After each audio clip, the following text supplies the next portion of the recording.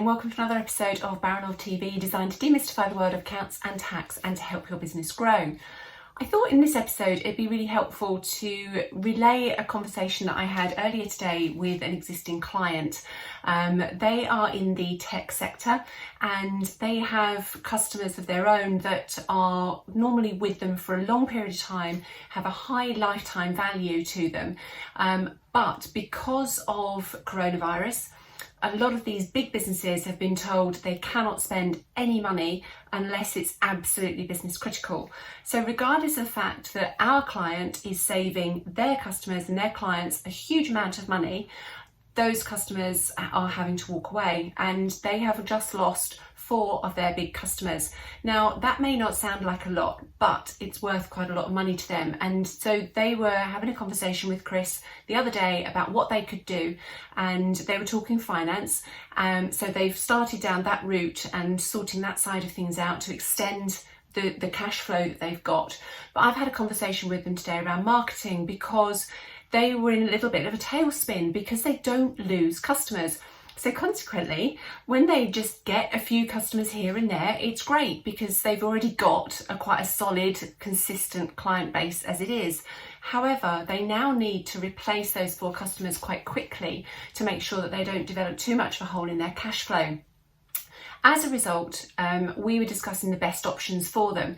And so I thought I'd share that generally, because it's really easy if you're in that situation where you suddenly realise that you need to find new business, to feel that you've got to be on every platform, you've got to be doing every form of marketing, and actually you lose the focus that you need in that situation.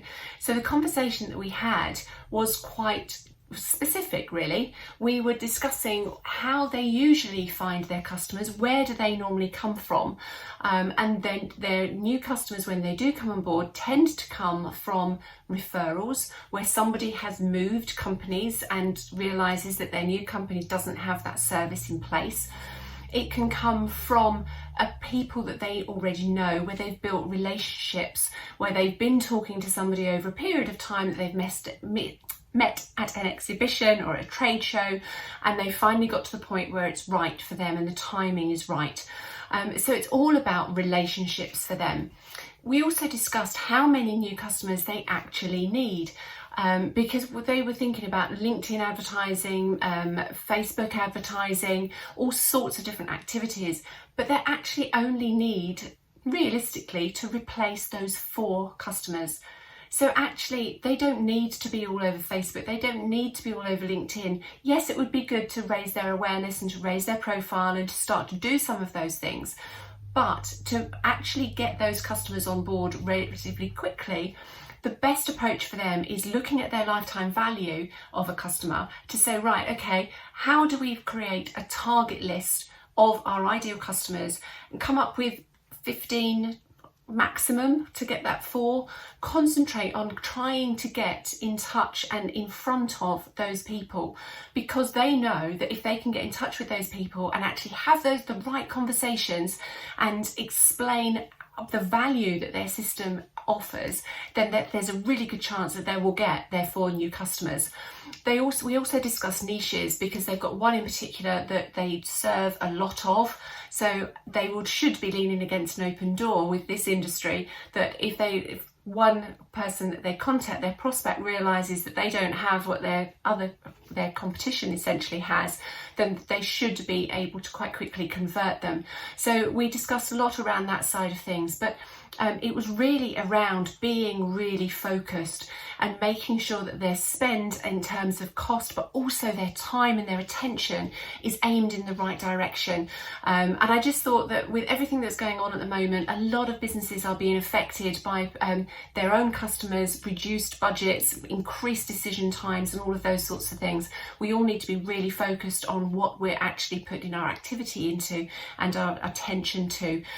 So if you are looking to increase your customer base, think about what type of customer you need, what volume of customers you need.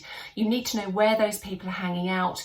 Facebook isn't necessarily going to get you somebody that's going to be spending a lot of money with you.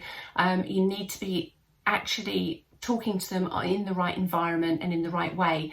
But if you know what your target market is and you know how to reach those people, then you can target your activity appropriately and proportionately.